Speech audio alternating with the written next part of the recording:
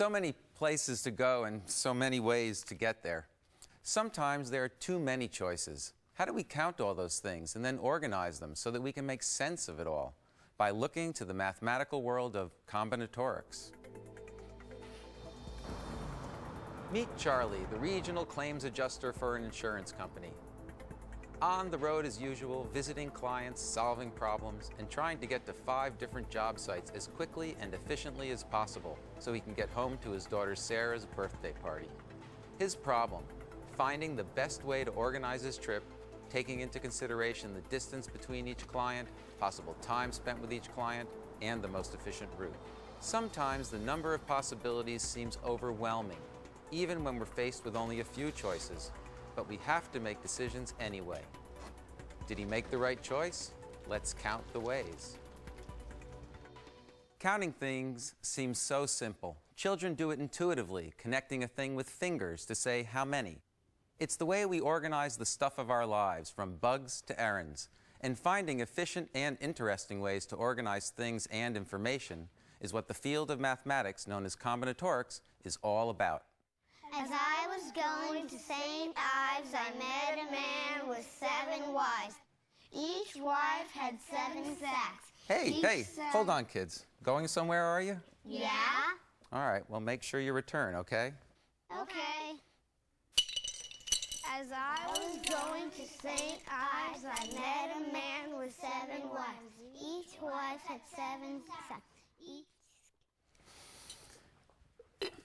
Even with the fairly simple system of colored buttons, we've already organized information in a relatively sophisticated way, and we started with a common intuitive form of organization, the act of counting or enumeration.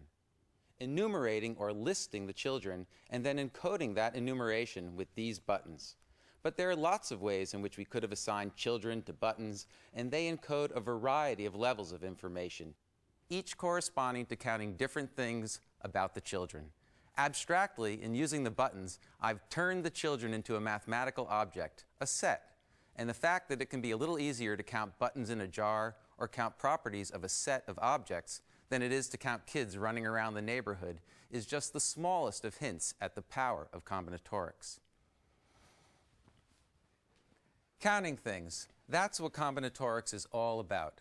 As an individual field of study, it's a relatively new one. And these days, with its strong connection to the world of computing, by providing insights into how to best organize and understand the power of the computer, it's incredibly important for modern technology. However, as cutting edge as the subject may be, its basic concerns go back to puzzles and problems from the earliest recording evidence of mathematical thought. Now, this is a facsimile of the Rhine Papyrus, copied around 1850 BC by the scribe Ames from the now-lost text of an earlier dynasty. It was named after a Scottish antiquarian, Alexander Henry Rhine, who bought it in 1858 in Luxor, Egypt. In it, he found what amounts to a math textbook, full of problems and solutions that addressed everyday issues.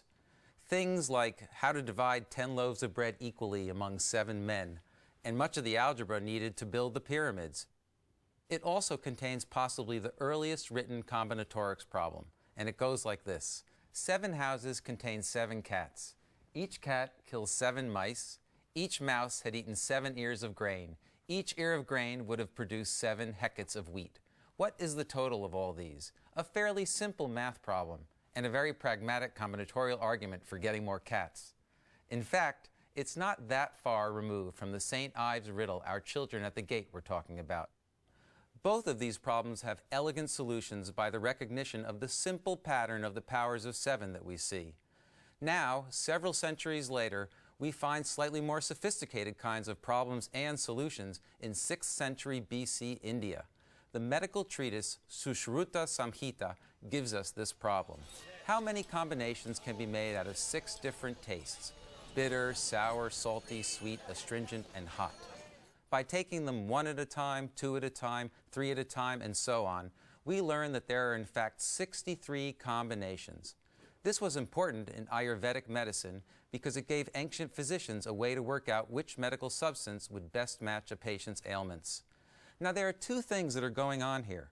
On the one hand, we are asking for the number of possible combinations or subsets of the 6 different spices. This number, as we see, is 63, which is 2 to the power 6 minus 1. Now notice the 6th power and 6 spices. There's a pattern here. Number goes to power. The magic is that we're seeing a formula, a quick way to answer the question of how many combinations of spices without actually listing them. Now, there's a more particular problem that was of interest to the Indian doctors, and that was the individual questions of how many combinations of one spice, how many of two, and so on and so on. Again, we could simply solve it by listing them all, but much more interestingly, there's a pattern or a formula. And 300 years later, Indian scholars wrote the algorithm for solving this, again without counting, an algorithm for finding that pattern. And in this gave us one of the earliest written statements of combinatorial rules and not simply problems. So we jump ahead now a few centuries and find mathematician and scientist Blaise Pascal, who in 1655 rediscovered this combinatorial rule in what was later named Pascal's triangle. This triangular array of numbers is built in a fairly simple way. We start with a 1 at the top, and imagine that there's a 0 on either side of the 1. We're going to call this row 0. Now we add pairs of adjacent numbers and write their sum between them on the next row. 0 plus 1 equals 1, 1 plus 1 equals 2, 1 plus 0 equals 1. We've completed row 1. Now we go to row 2 and we do the same thing. We have a 0 and a 1, so beneath it we put a 1. Now we have a 1 and a 1. In between them and beneath it we put a 2. Now we have a 1 and a 0, and in between those and beneath it we put a 1. Tacking zeros onto either side, we've now built row 2. And so on, and so on, and so on. Now, lop off the zeros on either side of the triangle. What you see there is what we've seen before, Pascal's triangle. Let's say it's your cousin Louie's birthday and he's crazy about hats. You're considering a birthday gift of 5 hats, but you can only afford to buy 2, and you can't decide which ones. So the problem is, how many different combinations of 2 hats are there? And that way you can know how many pairs you have to consider. When we're working with Pascal's triangle, we can actually read this information off the triangle. So now what we need to do is go to row 5. And remember, we started numbering the rows by 0, so we actually have to count down 6 rows to row 5. And again, the columns also start with 0, and we go into the second column, which actually requires 0, 1, 2, so the third entry. And there it is. The number we find is 10, and that's the right answer. And this number, the number of ways to choose 2 things out of 5 things, a mathematician calls 5 choose 2. So 5 choose 2 is equal to 10. Pascal didn't invent all the ideas behind this triangle. He did what all mathematicians do. He built on knowledge from an earlier time and then pushed the boundaries of that knowledge to give us something even more interesting, and as is often the case with mathematics, more useful. Combinatorial problems and puzzles test our ability to think through problems and logically come up with efficient ways to organize information. Kids, cats, sacks, and wasps. How many were going to say knives? So what's the answer to this riddle? Let's find somebody who might help us figure it out. So how do we make sense of the confusion caused by all these kids? Well, I'm lucky to have here with me Jenny Quinn, who's a professor of interdisciplinary arts and sciences at the University of Washington, Tacoma. Jenny, thanks for coming. Thank you, Dan. Nice jar. Well, here are these buttons, and as far as I'm concerned, 1 button per kid. And I happen to have their pictures here. Okay. So what we have here are 2 sets of 6 things. Yep, 6 buttons, 6 photographs, right? So a set is just a collection of objects. What you did here was you created a bijection between the set of buttons and the set of kids. Okay? Good, sure. 1 button per child. 1 button per child. 1 thing from each set matched up, holding hands with something from the other set. Yep. Okay? And this gives us a lot of information. Yes. Okay? So it's a question of how much information we actually want to keep track of. I see, because we could assign the buttons in many different ways, in fact. Yes, because notice each one of these buttons is actually distinct. Right. So if we paid attention to which button went to which child, okay, we would be able to say if one of the buttons were missing, what child that corresponded to. Right. Right. Okay. But we might not want to keep all that information because there are 720 possibilities of ways to match up buttons to kids. Okay. So we could choose to consider smaller subsets to pay attention to. Now, a subset is a collection, a smaller collection of the entire set. Okay. And in fact, we could ask that the blue buttons create a subset, right. and they go to the blue-shirted kids. Okay. And the orange buttons go to a subset, which go to the orange-shirted kids. So it's a bijection within a bijection. Exactly. The problem with these kinds of bijections is as the number of objects you're considering grows, the number of possibilities becomes unmanageable. And we have to learn how to keep track of more information, or we have to pinpoint the information that's really important to us. Right. So in fact, there are many ways that we could have made this initial bijection, right, between the buttons and the children, the buttons and the photographs. Oh, absolutely. Because there's 6 different buttons, we had a choice of 6 buttons to give the first person.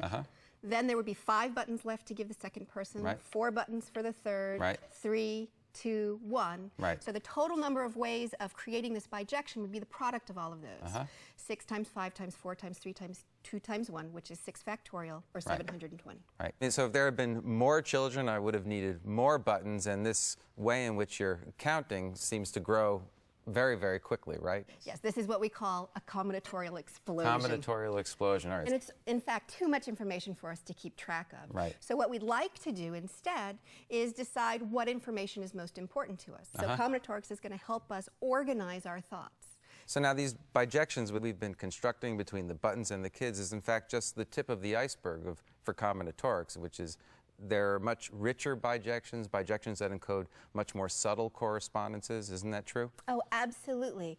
In fact, what we can do now is we can return to Pascal's triangle and we can see how the information about Uncle Louis' hats is actually encoded in the triangle. And in the geometry and just moving around the triangle. Is that right? Absolutely. All right.